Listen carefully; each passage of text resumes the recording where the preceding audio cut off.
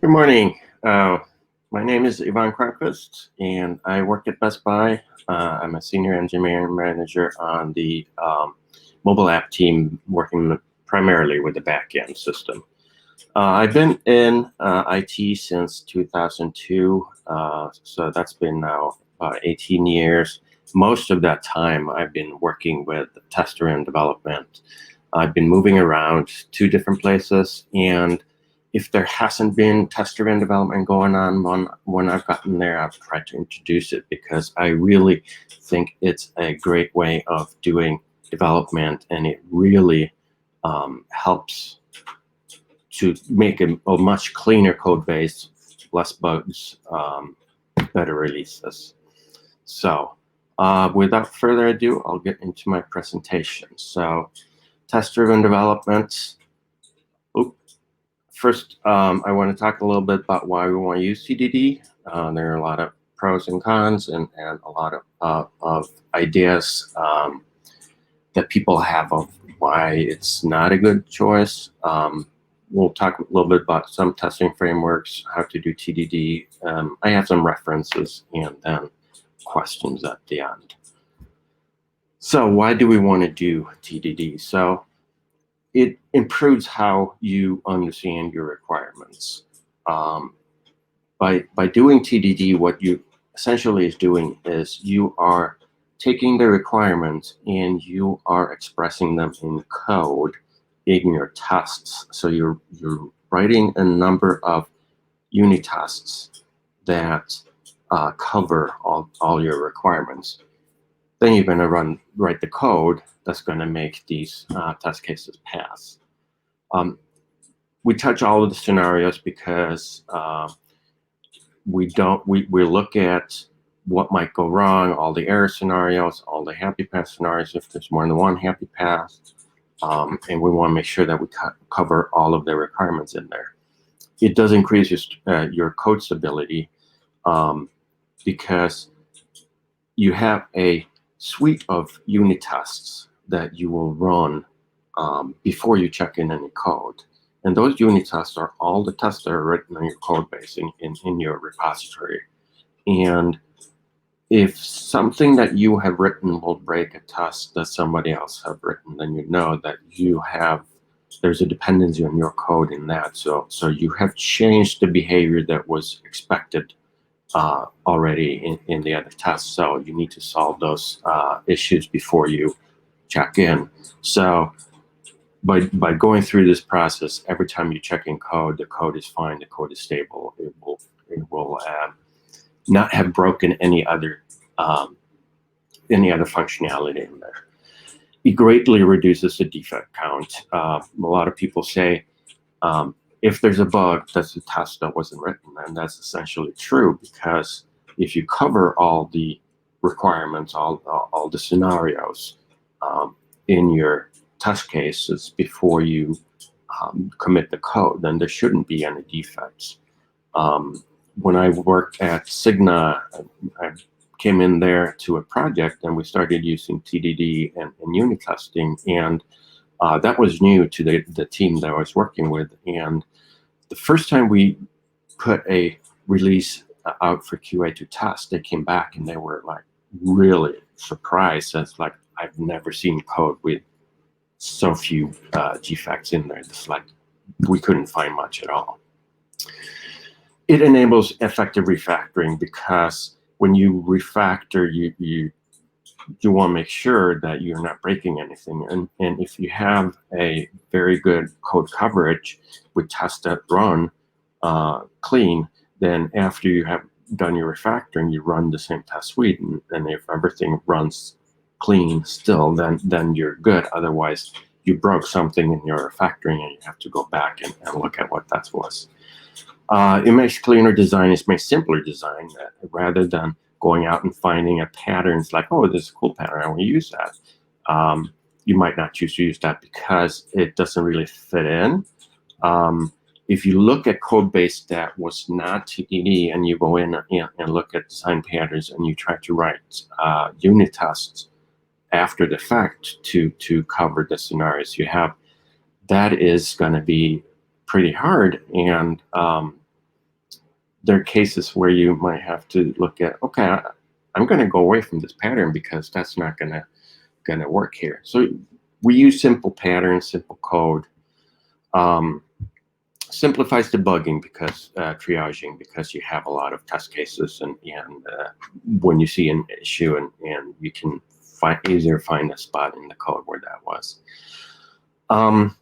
TDD, if you don't write the test first, you're not going to write it. I mean, it's highly unlikely. There's a lot of places I talk to that, yeah, we do testing, but we don't do test driven. And then it's like, okay, what code coverage do you have? And it's not much. And people, if you don't have good code coverage, then why would you run it before you check in? So then you miss the whole check of dependencies for what you are working on or other people are working on that break your code. So before you check in, you run all tests to make sure that nothing is broken. So on the con side, I have listed a few here, only a couple here. So many people say it's time consuming. It takes a lot of time to figure out what the test is. And yes, to a degree initially, but you get used to it. Now, if you have done unit testing before, it's not going to be that hard to do TDD because you understand how you write tests. And you understand the whole concept of it, you understand mocking and all that kind of stuff. So yeah, it's a little bit different way you're working, but you'll pick it up pretty quickly. If you never really written unit tests before, then yeah, it's going to be hard, but it's going to be hard to write unit tests regardless if you do a TDD or non-TDD. But think about the benefits by doing it. So initially, it takes a little bit longer. Maybe 25% more time is spent in creating the code because you have to think about the test before. But on the other hand, you're going to spend a lot less time triaging the system, trying to find bugs that have been found in testing or in production or whatnot, because you have that ahead of time. You have caught a lot of different bugs that's going to show up. Another con is it's like a lot of people say, well, we have QA, we have a good QA team, they're going to find the issues. They may, they won't find all the issues. There are some issues that will slip through. That's just the nature of the game. It doesn't matter how good your QA is. On the other hand, the QA will have to spend a lot of time QAing everything. If you have a system, a larger system, and you have many developers, and different people write different codes, and somebody checks something in, then you have to QA that. But you don't really, not only do you have to QA where it was changed, because whatever that person worked on might have affected other areas of the code base. So essentially, every time somebody checks in, you have to do full regression of the app to be sure that you catch all the issues. With TDD, you spend a lot less time doing that, and QA can actually do what they're good at and find the really hard bugs, go through acceptance testing of the stories and not having to do regression all the time. So what is unit testing if you're not familiar with unit testing? So it's a method. So a method instantiates a small portion of our applications. We write methods, and when you do object-oriented programming, you create a method. Each method does one thing. You don't have one big method that goes through and does a ton of things. You can, but it's not very good programming to do that. So you have a method that does one thing, and then you write tests around that specific method and verify its behavior independently from everywhere else. So it's one unit of work. So it's if you have what you're writing is a method that depends on another system. It can be a database, it can be another service, it can be a REST call, whatever. Then what we do is we mock out that behavior so that we are only testing what we're actually writing. Mocking means that you're using some tool to create a mock of the service, the other object, the other system that you're calling, and you're telling your mock that, hey, I'm going to make this call with these parameters, and I expect this answer back. So when you code, if your code makes that call with those specific parameters, the value that's returned is the one that you've told the mock to return. If you make a different call, you're not going to get that return. If you use different parameters, you're not going to get that return. So that it also tests that you're sending with the right parameters. You can, if your method's going to call more than once, you can verify that you're calling it more than once, and you can also make sure that you're not calling anything else on that mock object. Unit testing, you verify all the scenarios in the edge case. You start with your happy path. This is what it is going to do. Everything is good. You write a test, you write the code, and then you look at what are the edge cases. Is there a point where something from my input might be null that's going to throw an error? Okay, I need to create a test to cover that as well. It encourages a good code structure. One method has one task. So because if you'd like to have a method that's going to do a few different things, when you write a unit test, it's going to be really hard to set up each piece of what it's doing. So it encourages breaking it out into good code structure. Algorithms are simple. It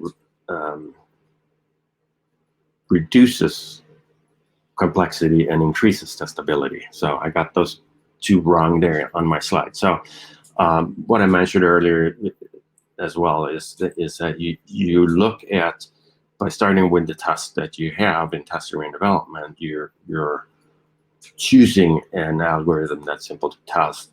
The more complex your code is, the more loops, the more if statements, the more test cases you need to do to test all the different paths. If you have a method that has one if statement in it, then you need 2 tests because you need a true and a false. If you nest another if in there, now you need 4 test cases. So the complexity increases. So keeping algorithms simple and breaking things out into methods. More complex code is also more prone to defects because the more complex the code is, the harder it is to triage it and find out exactly where does something happen.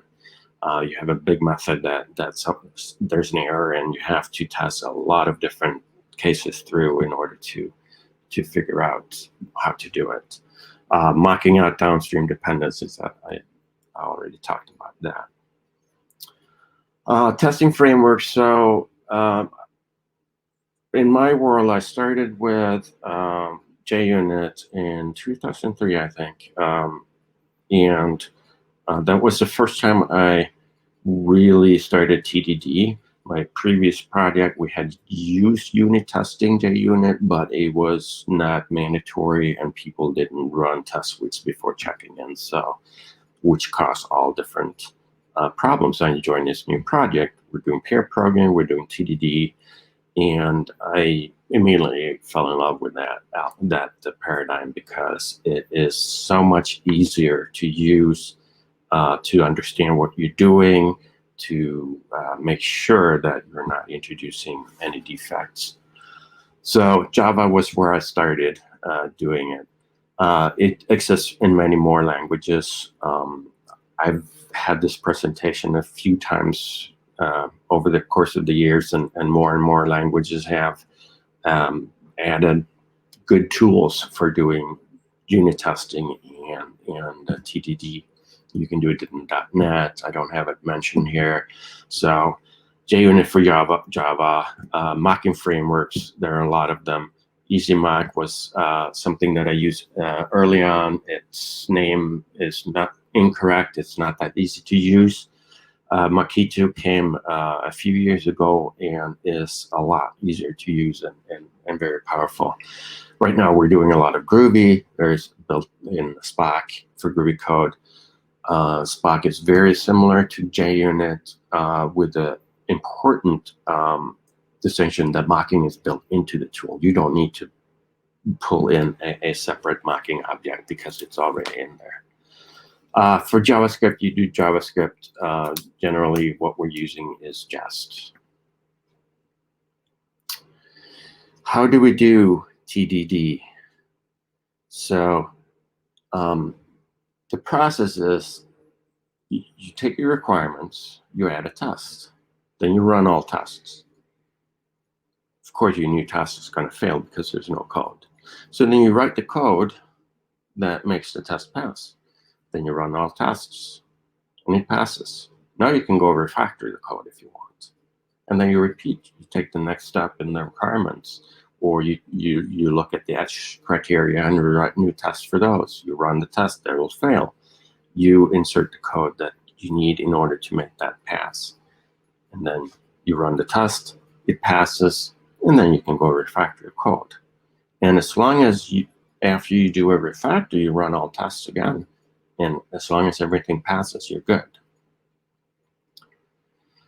So just an example for doing TDD, this is JavaScript with Jest. Very simple task, verify the strength of a password. This usually we don't have to do that, but it's a fairly easy way of doing, having an example of doing TDD. So first of all, I want to decide on inputs and outputs. So input is a password, so it's a string. And then we verify if it's strong enough, so the output will be a Boolean. So for instance, here's the function signature. It's strong password, takes a string, and returns a Boolean. So now there's a lot of different ways a password can be written. So and there might be different rules of what makes it strong. So let's first take it step by step and start with one aspect of the problem. What's the simplest possible step to make this be closer to validating the password? So what if the password string is empty? That's not a very strong password. So let's start with that. So now we need to implement the test. And it takes the password as the only parameter. And it returns a Boolean to indicate whether or not the password was strong. So for an empty password, we would write something like that. We have a function that takes in the password. It calls the result with the password. Password is blank here. So, and then we expect the results to be false. And then we run that. And after that, we need to go in and implement the code. So the smallest amount of code to make this pass is just to say, is password strong? That's our function. If no password, return false. And that will satisfy this test that we wrote. So this test will now pass. So now we have the first test for our string, for our method to verify if a password is strong. Now we go to the next one. What is the next step we want to do? Well, does a let's say a password has to contain a number. So what do we start with? We start with creating a test where we have a password that creates a number, and then we call this password strong, and then we accept true.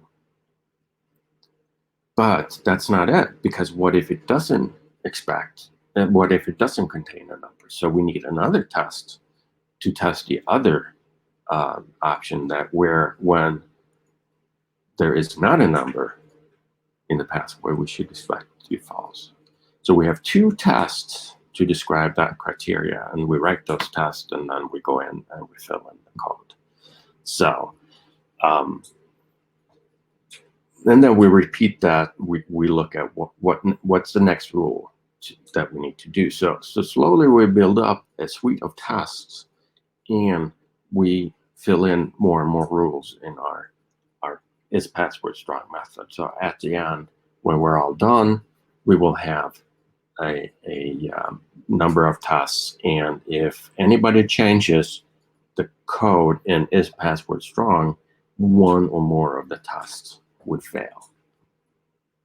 For instance, if I went in and I changed this to be true, then the test would fail. So now I know that I have messed up some of the logic that's required.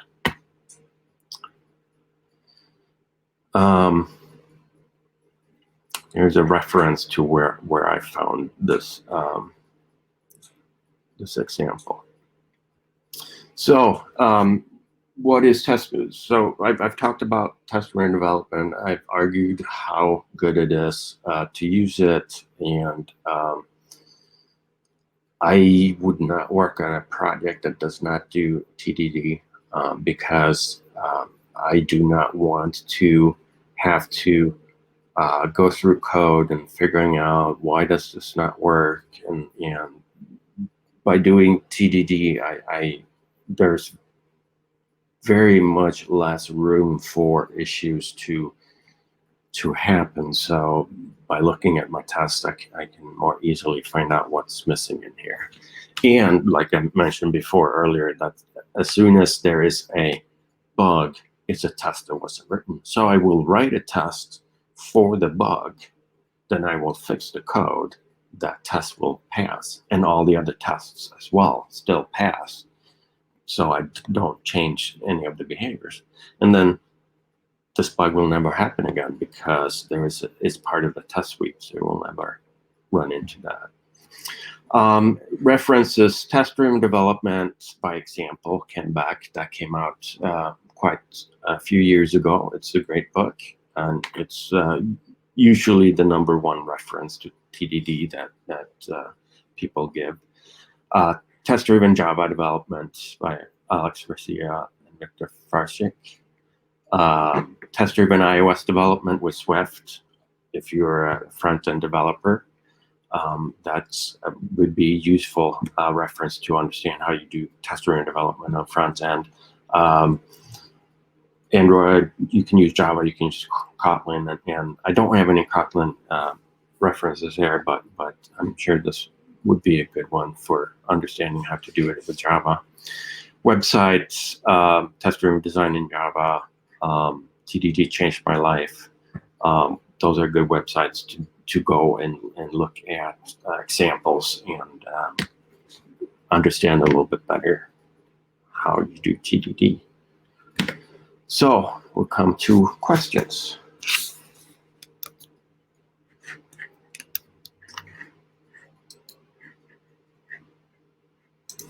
Do we have any questions? Let's see. Why is TDD considered time-consuming? Isn't not having enough tests more time-consuming? And yes, that is what I'm trying to say here.